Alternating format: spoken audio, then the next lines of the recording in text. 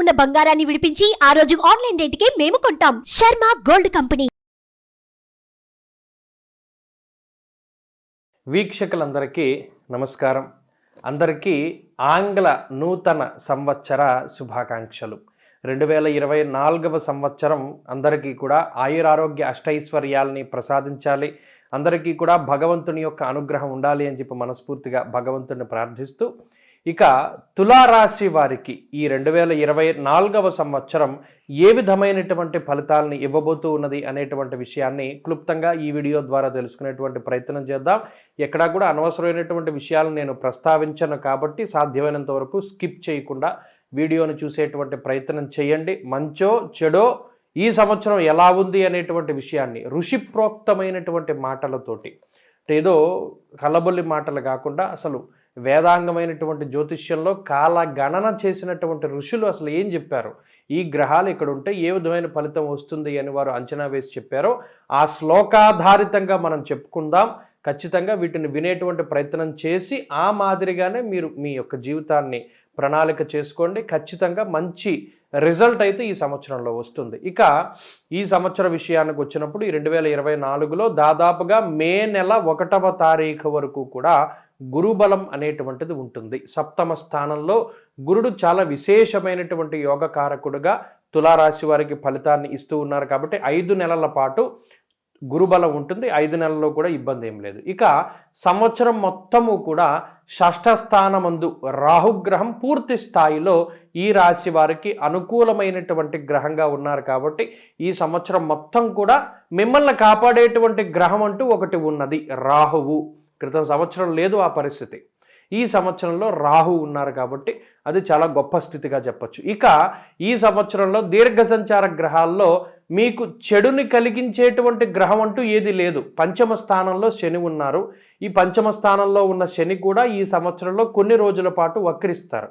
వక్రించినా కూడా 4వ స్థానంలోకి రారు, అనగా ఈ రాశి మారడం అనేటువంటిది ఉండదు కాబట్టి శని కూడా ఆయన యొక్క పీడని తగ్గించి వేశారు. పంచమ స్థానంలో శని మహా అయితే మీ యొక్క ఆలోచనల మీద ప్రభావం చూపెడతారు, అది మీరు కంట్రోల్ చేసుకోవచ్చును. కాబట్టి మిమ్మల్ని పీడించేటువంటి గ్రహాలు అంటూ ప్రత్యేకంగా ఈ సంవత్సరంలో ఏదీ లేవు. ఇదొక మంచి విషయంగా చెప్పొచ్చు.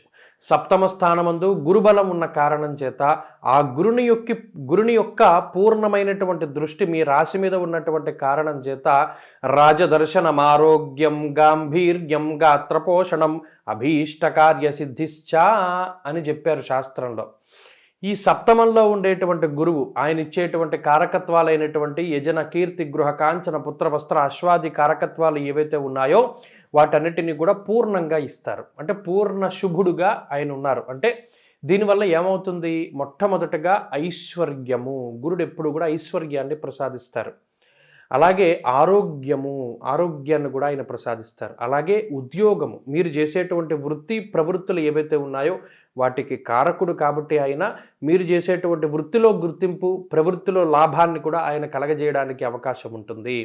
అలాగే కుటుంబపరమైనటువంటి విషయాలు ఏవైతే వివాహాది శుభ కార్యక్రమాలు జరగవలసి ఉన్నాయో, వాయిదా పడుతూ ఉన్నాయో, లేదా మీకే పెళ్లి కావాలి అనుకుందాం, ఆ వివాహాన్ని చేయిస్తారు. అలాగే సంతానము కలగక సంతానము కోసమై ఇబ్బంది పడుతూ ఉండేటువంటి వారికి సంతానాన్ని కలగజేస్తారు గురుగ్రహం. అలాగే గత సంవత్సరంలో నష్టపోయినటువంటి ద్రవ్యం, ఏదైనా ఇల్లు, పొలమో, స్థలమో, బంగారు ఆభరణాలు, వాహనాలు, ఏదో ఒకటి తాకట్టు పెట్టి ధనాన్ని తీసుకొచ్చి వాటిని రకరకాలైనటువంటి పనులకు ఉపయోగించినటువంటి మీకు మరలా ఈ సంవత్సరం ఆ ధనాన్ని తిరిగి చెల్లించి మీరు తాకట్టు పెట్టినటువంటి వస్తువుల్ని తిరిగి సంపాదించుకునేటువంటి పరిస్థితికి గురుడు, రాహువు కూడా కారణమవుతారు.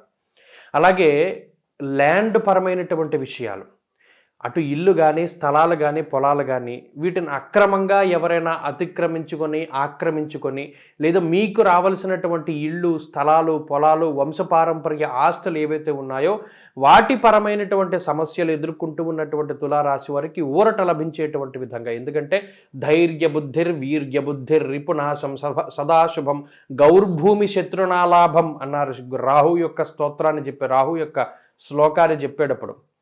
అంతటి శత్రువుల బారి నుండి బయటపడేలాగా. అలాగే శత్రునాం లాభం, ఒకవేళ శత్రువు నిజానికి మీ మీద రాయి విసిరాడు అనుకోండి, ఆ రాయే మీకు మంచి పని చేసి పెడుతుంది. అలాగే శత్రువులు చేసేటువంటి దుష్కర్మలన్నీ మీకు సత్కర్మలుగా మారిపోయి మీకు ఉపయోగపడతాయి అన్నారు. రాహు అంతటువంటి అంటే నయవంచకులు ఎవరైతే జీవితంలో మీకు ఉన్నారో, వెన్నుపోటుదారులు ఉన్నారో, మిమ్మల్ని మోసగించేటువంటి వారు ఉన్నారు, వారు బంధువులు కానివ్వండి, రక్త సంబంధికులు కానివ్వండి, మిత్రులు కానివ్వండి, వారి నుండి చేసేటువంటి దుష్కర్మలు అవి మీకు మంచిగా పరిఢవిల్లేటువంటి విధంగా ఆయన ఫలితాన్ని ఇస్తారు. అంటే ఉదాహరణకి మిమ్మల్ని పాడు చేద్దామని ఏదైనా ఒక ఆలోచన చెప్పాడు ఎవడైనా, ఆ ఆలోచన వల్లే మీకు మంచి జరుగుతుంది. అలా శత్రువుల బారి నుండి పూర్తిగా రాహు కాపాడుతారు, ఇక గురువు కాపాడుతారు. అటు శత్రుబాధలు, రోగబాధలు, రుణబాధలు, అనారోగ్య సమస్యలు తగ్గేటువంటి విధంగా ఈ గ్రహస్థితి మీకు ఫలితాన్ని ఇస్తుంది. అలాగే ఇందులో మనం ముందుగా చెప్పుకున్నట్టు పీడించేటువంటి గ్రహాలు ఏమి లేవు. అంటే అర్ధాష్టమ శని, అష్టమ శని, అష్టమ గురుడు, అర్ధాష్టమ రాహు, ఇలా ఏ విధమైనటువంటి గ్రహ సంపత్తి లేదు. కాబట్టి గ్రహాల తాలూకు వ్యతిరేకమైనటువంటి ఫలితాలు ఇవి కూడా లేవు. అయితే మరి శనేశ్వరుడు పంచమ స్థానంలో యోగించరు. అలానే ఆయన పాపి కూడా కాదు, మిశ్రమమైనటువంటి ఫలదాత. ముఖ్యంగా పంచమ స్థానంలో ఉండేటువంటి శనేశ్వరుడు ఏం చేస్తారు? కార్యహానిర్ మనస్తాప, జ్ఞాతి వ్యాజ్యకలాపహం, చిన్న చిన్న సమస్యలు అంటే మీకు నచ్చినటువంటిది ఏది కూడా అంత తొందరగా మీకు దక్కకుండా చేస్తాడు. ఉదాహరణకి మీరు ఒక వ్యక్తిని ఇష్టపడ్డారు, ఆయన్ని వివాహం చేసుకోవడానికో లేదా ఆమెను వివాహం చేసుకోవడానికో ఎక్కువ కష్టపడవలసినటువంటి పరిస్థితులు ఏర్పడతాయి. ఏదైనా ఉద్యోగం నచ్చింది, ఆ నచ్చిన ఉద్యోగంలో చేరడానికి చాలా ఎక్కువగా కష్టపడవలసినటువంటి పరిస్థితుల్లో ఏది కూడా ఈజీగా రాదు. ప్రతిదీ కూడా చాలా కష్టపడితేనే తులారాశి వారికి వస్తూ ఉంటుంది. ఆ విషయంలో శని కొంత ఇబ్బంది పెట్టడానికి అవకాశం ఉంటుంది. అంతేకాక మనస్తాపాన్ని కలగజేస్తారు. కోరుకున్నది పొందలేనటువంటి స్థితికి కూడా శని కారణమవుతారు. కాబట్టి ఆ విషయంలోనూ ఇది ఏదైనా శని ప్రభావాన్ని చూపించినా ఏం చేసినా కూడా మానసికమైనటువంటి సమస్యలే కొంత అధికంగా ఉంటాయి తప్పితే ఏది కూడా శరీరాన్ని పాడు చేసేటువంటి ప్రక్రియలు ఏవి కూడా ఉండవు. అలాగే ఇంకో విషయం ఏంటంటే కొంత నెగిటివ్ సైడ్ శనేశ్వరుడు లాగుతూ ఉంటారు. అదొకటి విషయాన్ని దృష్టిలో పెట్టుకోవాలి. ఇప్పటివరకు ఉద్యోగం చేసిన వాళ్ళని మనకి ఎలాగో ఉద్యోగంలో బోల్ డబ్బు వచ్చింది కదా, దీన్ని తీసుకెళ్ళి ఇంకో చోట పెడదాం అనేటువంటి ఆలోచన కలగజేస్తారు. ఈ ఆలోచన వచ్చినప్పుడే జాగ్రత్తగా ఉండాలి. ఎందుకంటే మిమ్మల్ని పాడు చేసేటువంటి ఆలోచన అది. పంచమంలో శని ఉన్నారు, అంత ఈజీగా డబ్బులు రానివ్వడం. అందువల్ల ఏదైనా ఒక ప్రాపర్ ఇన్వెస్ట్మెంట్, దాన్ని ఇల్లు మీద పెట్టండి, స్థలం మీద, బంగారం మీద పెట్టుకోండి. కానీ చేస్తున్న ఉద్యోగాన్ని వదిలిపెట్టి వ్యాపారం చేయాలి అన్న ఆలోచన వచ్చినప్పుడు ఖచ్చితంగా అది తప్పు ఆలోచన అని గుర్తుపెట్టుకోండి. జాతకంలో దశలు బాగుండి జాతకంలో మీకు ఆ యోగం ఉన్నప్పుడు ముందుకు వెళ్ళాలి, కానీ ఇప్పుడు ప్రస్తుతానికి అది మంచి ఆలోచన కాదు. అలాగే యాన్సిస్టర్ ప్రాపర్టీస్, పూర్వకాలం నుండి వచ్చినటువంటి ఆస్తిపాస్తుల్ని అమ్మి ఏదైనా ఒక పని చేయడానికి కూడా ఈ గ్రహస్థితి కారణమవుతుంది. ఈ విషయాన్ని కూడా దృష్టిలో పెట్టుకోవాలి. ఇలా అటు ఉద్యోగంలో ఎదుగుదలకి, పేరు ప్రఖ్యాతలకి, అలాగే ఉద్యోగ మార్పు ద్వారా సంపాదించేటువంటి పేరు ప్రఖ్యాతలకి, అలాగే వ్యాపారాభివృద్ధికి, ఐశ్వర్యాభివృద్ధికి ఈ గ్రహస్థితి ఈ సంవత్సరం కారణమవుతుంది. అలాగే ఎవరైనా విదేశాలకి వెళ్ళాలి, విదేశాల్లో చదువుకోవాలి లేదా ఉద్యోగం చేయాలి, విదేశాల్లో ఇల్లు కొనుక్కోవాలి, విదేశాల్లో వ్యాపారం చేయాలి, ఇటువంటి వారందరికీ కూడా ఈ గ్రహస్థితి ఖచ్చితంగా ఉపయుక్తంగా ఉంటుంది. విదేశాల్లో స్థిరంగా నివాసం ఉండిపోయి అక్కడ ప్రభుత్వ గుర్తింపు పొందాలి, గ్రీన్ కార్డులో ఇంకో కార్డులో ఏదో ఒకటి పొందాలి అనుకునేటువంటి వారికి కూడా ఈ గ్రహస్థితి ఉపయుక్తంగా ఉంటుంది. విద్యార్థులకి పూర్తి స్థాయిలో ఈ గ్రహస్థితి అనుకూలంగా ఉన్నది.